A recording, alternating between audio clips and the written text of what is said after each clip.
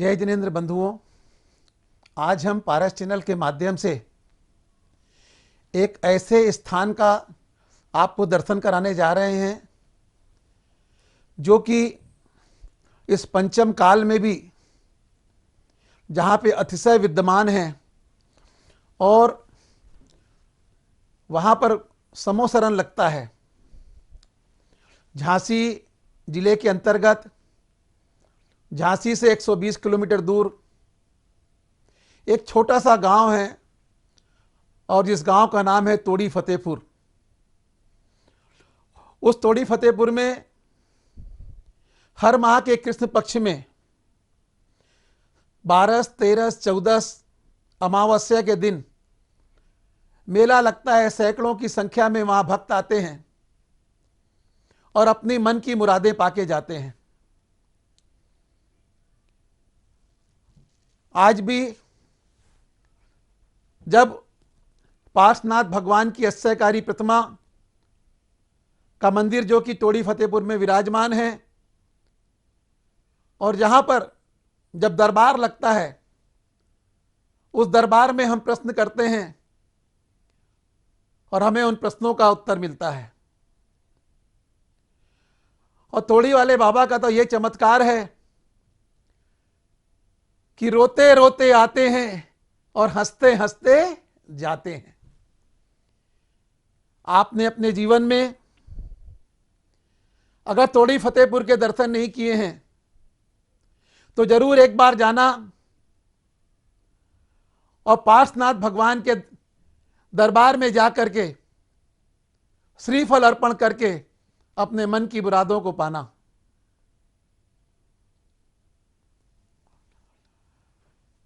एक ऐसा दरबार जहां सब बीमार व्यक्ति आता है वो स्वस्थ होके जाता है, जो लंगड़ा के आता है वो चल के जाता है। कहते हैं किसी का कैंसर ठीक हो रहा है,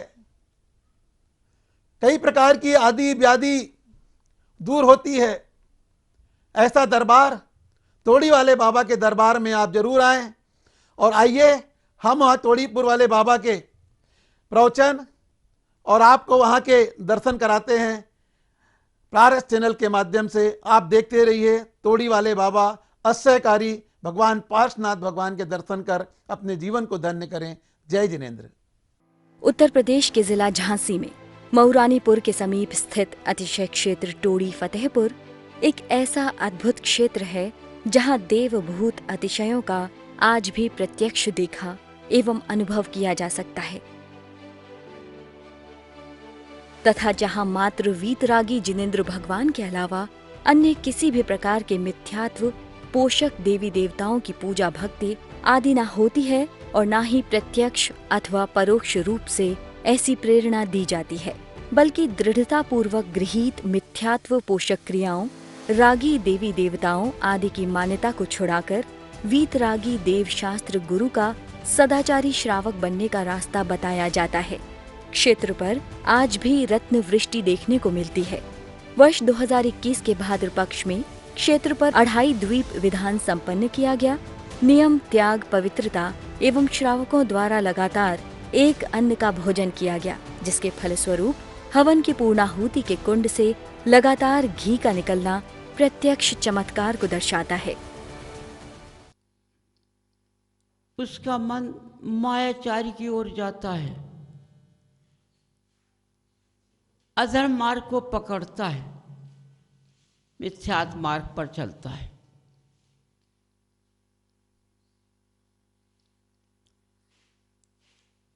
क्यों? जहां रास्ता मार्ग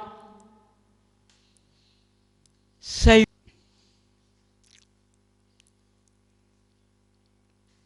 मनुष्य का मन चारों तरफ घूमता है, स्थल नहीं रहता है। चारों तरफ घुमाता है लेकिन खाली का खाली रहता है, पाता कुछ नहीं है। यदि उसका मन स्थिर हो जाए, स्थिरता की ओर आ जाए, तो उसका मन धर्म मार्ग की ओर जा सकता है। वह मनुष्य धर्म रास्ते पर चल सकता है। बंधु, बिना धर्म के कुछ नहीं होता है। कोई भी सोच ले कि मैं बिना धर्म का कुछ कर लूं तो कभी कुछ नहीं हो पाएगा।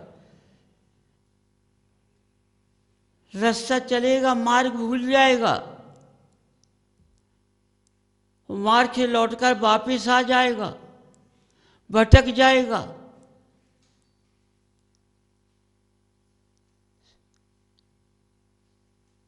नीचे गिर जाएगा।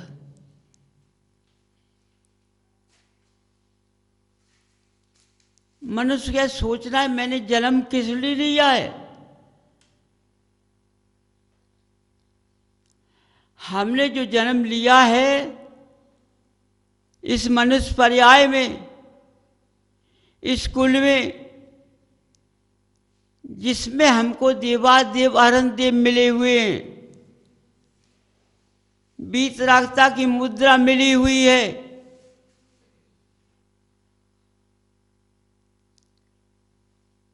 इसको देखकर स्वयं सोचना चाहिए, विचार करना चाहिए, अंदर की भावना को जगाना चाहिए कि देवादेव अरनदेव ये हमको क्यों मिले हैं? हमने ऐसा पूर्व में क्या किया जो आज हमें ये वर्तमान में मिले हैं? अपने भाव को जगाइए, अपने मन के भाव को पवित्र कीजिए, अपना विवेक जगाइए, रास्ता का खोज कीजिए कि ये क्यों मिली है।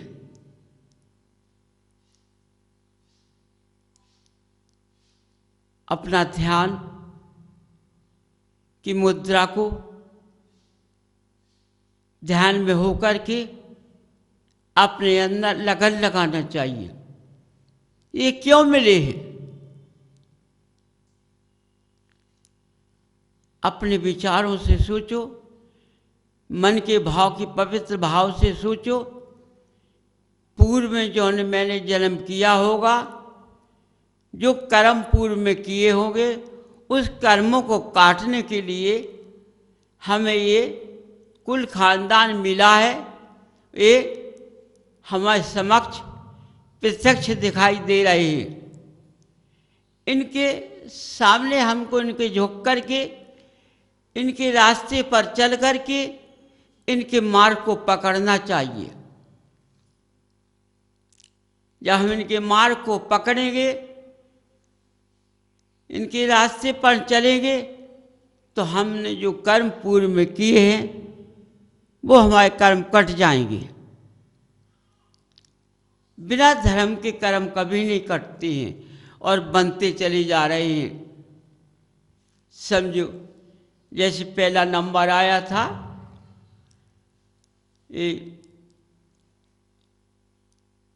कि उसकी अवस्था इस तरह से है और पूजन कर रहा है,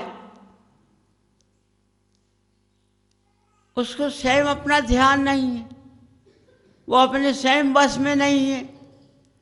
वो भगवान की पूजा क्या करेगा? तो उसके बंद और बंद रहे। आप कहो भाई ठीक हो जाए, कैसे ठीक हो सकता है? कितना समय बीते दिया है, तो कर्मों से जकड़ गया है। अब पहले का कर्म भी हो गया और आज का भी कर्म भी साथ हो गया। जब आगे जीव जन्म लेगा तो ये बहुत परेशानी में होगा।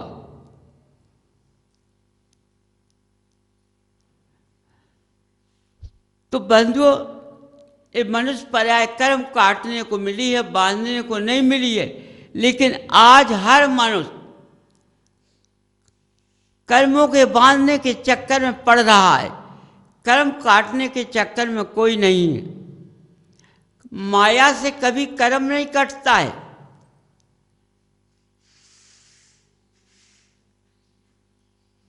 कभी खान पीन से कर्म नहीं कटता है, क्षणिक सुख से कर्म नहीं कटता है, इस आराम से कर्म नहीं कटता है। कर्म कटता है तो त्याग से कटता है, कर्म कटता है तो भक्ति से कटता है, कर्म कटता है तो साधना से कटता है।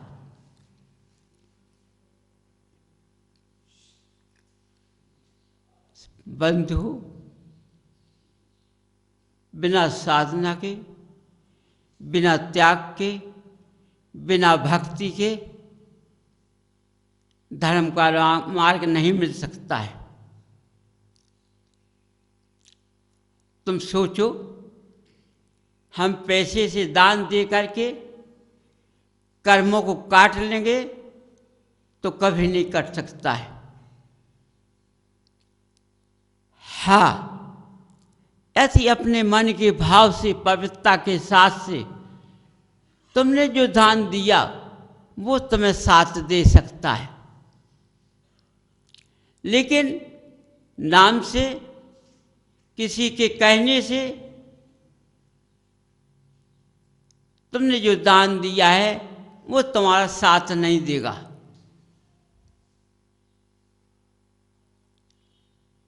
उसने तुम्हारे पैसे को देख कर के तुम्हारा पैसा खींचा है।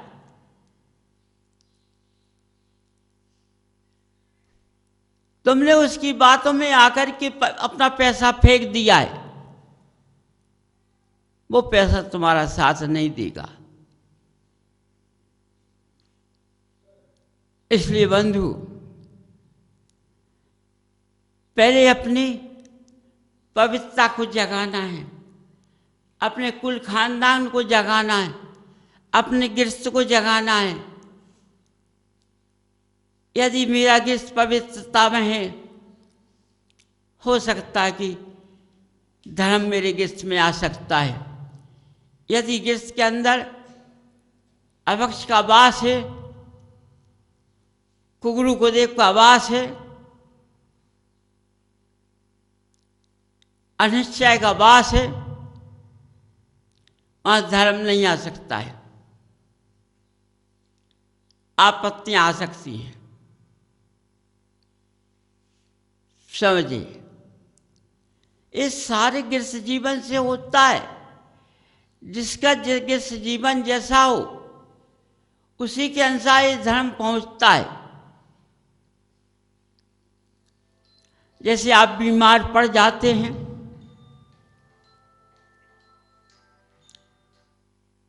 आपकी भूख चली जाती है,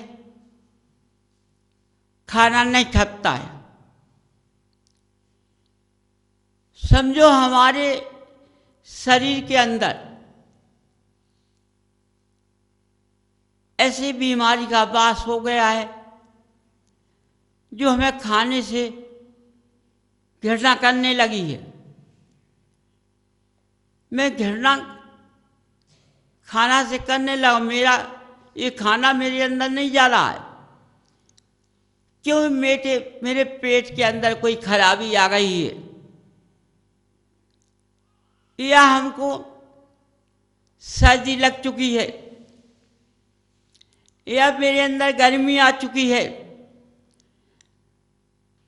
या मैंने गर्म भोजन खा लिया है। देखो बंधुओं, सर्दी से भूख चली जाती है, सर्दी का अंग हो जाता है, वातांश उखड़ जाता है। गर्मी से भूख चली जाती है, क्योंकि गर्मी जब शरीर के अंदर पहुंच जाती है, इंद्रियों को सुखे देती है, तो भूख की ज्वाला बंद हो जाती है। गर्म भोजन से खाने से पाचन शक्ति कमजोर हो जाती है, इसलिए भूख चली जाती है। और सर्दी के अंग में जब सर्दी का अंग हो जाता है तो उसके भूख जाने से शरीर के अंदर की नसों में गड़बड़ी हो जाती है। हमेशा जो बीमारियां आती हैं इस सर्दी में या बरसात में आती हैं, क्योंकि बरसात में गर्मी और सर्दी दोनों होती है। इसलिए वातांश का उखड़ना चालू हो जाता है। वातांश के उखड़ने से अंग का शरीर का चलना कमजोर हो जाता है।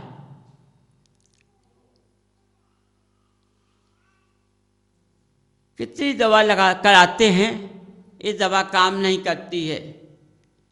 गर्मियों के दिनों में ये शरीर खुलता है, क्योंकि धूप से सिकाई शरीर की हो जाती है।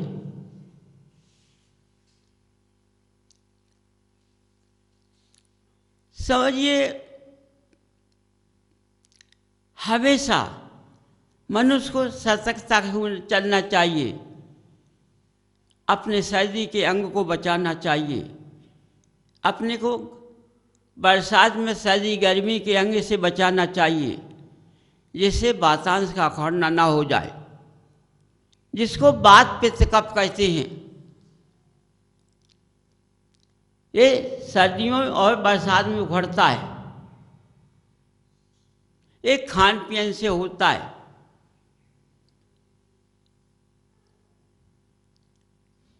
समझिए बंधु, इस शरीर इससे बेकार हो जाता है। आप लोग कितनी दवा कराते हैं, वैद्य हकीम उसको पकड़ नहीं पाते हैं।